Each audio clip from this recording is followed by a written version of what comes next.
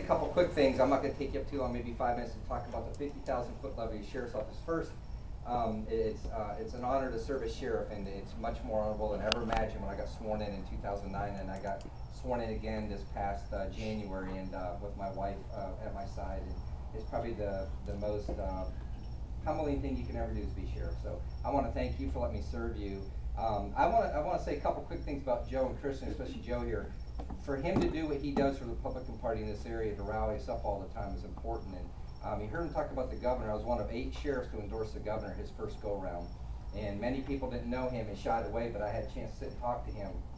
And he's very truly an honorable guy that I believe in, and I get a chance to talk to him occasionally. And I think it's important that this guy's been around for a long time trying to rally up the Republican Party, that we need to make sure we rally up around him and make sure we get this governor reelected, because we don't need to go backwards with all the hard work that's gone over 4 years. What you guys are doing it. Couple quick things I'm just going to hit on, and first and foremost is in this county, our crime in the first 4 years in office is down 26%. Our crime alone last year was down 18%. Through some of our new policing strategies that I won't bother you with, because that's my job to make sure that our strategies are in place and they're effective. So having crime down 26% over 4 years is something we never imagined we could get done at the Sheriff's Office. 18% in 1 year is huge.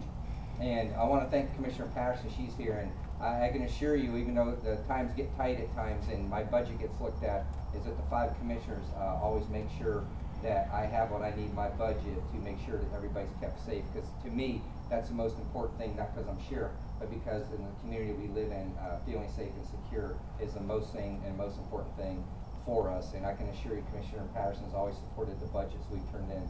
With that said, if I don't need that money, I make sure they get that money back. And I don't believe in spending it all up. I've given back in 4 years of 4 budget cycles, essentially $4 million back to the Board of County Commissioners. For them having faith in me to give me what I need to protect you, and for me to give it back is humbling. Again, we give a check for $700-some thousand back here a couple weeks ago. So if we don't need it, we give it back, but I want to thank her for giving me the opportunity to have what we need to make sure we're taken care of. A couple of quick things about the Sheriff's Office is, for many of you read the papers recently, I am a conservative, like Joe said, and I always look at our operations about how we're working, can we be more efficient. Look at us a little bit like a private business in many regards, but you know, are we being productive? And are my employees, almost 1,000 employees, being productive? 999 of them. And you probably read recently where we did shut down the holding facility down here in Venice, and that was a productivity issue where crime is down, people being arrested is down. $1.1 million a year in that area, 1.025, 1.1050 million a year for 12 employees to be in a position where they're really not productive. So closing that facility down saves us a lot of issues on liability, exposure to liability, protecting ourselves, and making sure we don't have civil litigation. But most importantly is giving me the opportunity to take and shift those individuals who aren't being productive and put them in a position to be more productive, and put them out in the street, green and white cars, where you really want them to be around and protect you. And for me, that's important, to make sure they're not being productive, not sitting in an office waiting for somebody to come in, which is a convenience for government, not a need of government. It was a convenience to have. And I'm going to be able to take those positions and put those people out on the street, and we'll have 6 to 8 new deputies out on the street, and cruisers. We'll have to go ask Nora and 4 other commissioners for $1 million to put cruisers out on the street. We'll move that money over and put people on the street so you can see them and be where they're supposed to be, serving you, not sitting in an office being unproductive. A couple more quick things I'll hit with you is in October 2010, we started a program where low-end offenders who were going into our county jail, in and out, in and out, in and out, we put together a program so those low-end offenders would be out in the community, cleaning up the community. They're not in the jail, they're not getting medical attention through the jail, they're not eating the 89 cents a meal for free. And we made some opportunities instead of putting them into jail to let the judges sentence them into what's called our Sentence Offender Work Program.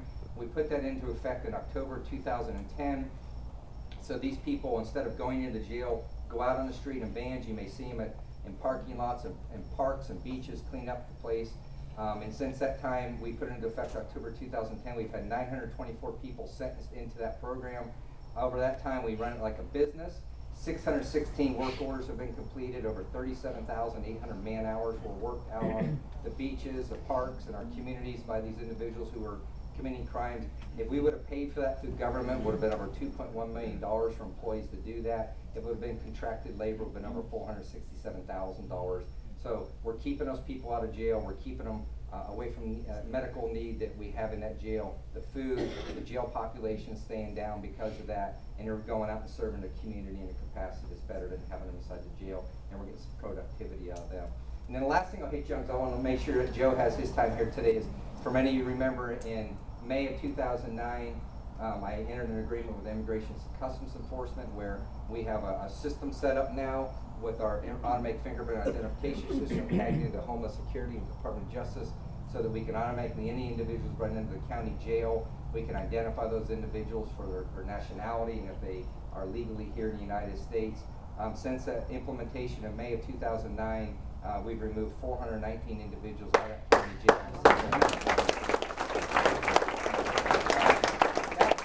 That's important to us for many different regards, because they're not in the country legally, they shouldn't be coming into our jail. So hopefully that's helping us out too. So that's 50,000 foot level of the Sheriff's Office. I don't want to tie you up too long, because I'm available to come talk to anybody's groups at any time about the minute things of the Sheriff's Office. But I'm going to give it back to Joe, and I just would say that I am working tonight, so I'm going to be going out to another location to speak to another group. And I'll leave you with the simple fact that it's important that we get the governor reelected. That he is a good man, and I do get a chance, like not as much as Joe does, I'm sure, but we need to make sure that we rally up the troops here in Sarasota County and make sure we get this man reelected, because we're going the right direction in the state. I believe I'm a cop first and a politician, so, but I know we're going the right direction. We're seeing it, and that we need to make sure we get this man reelected so we don't take a step backwards. And I will tell you, it's an honor to be your sheriff. I thank you every day for giving me the opportunity to serve you. And Joe, thank you for the 5-10 minutes. Thank you.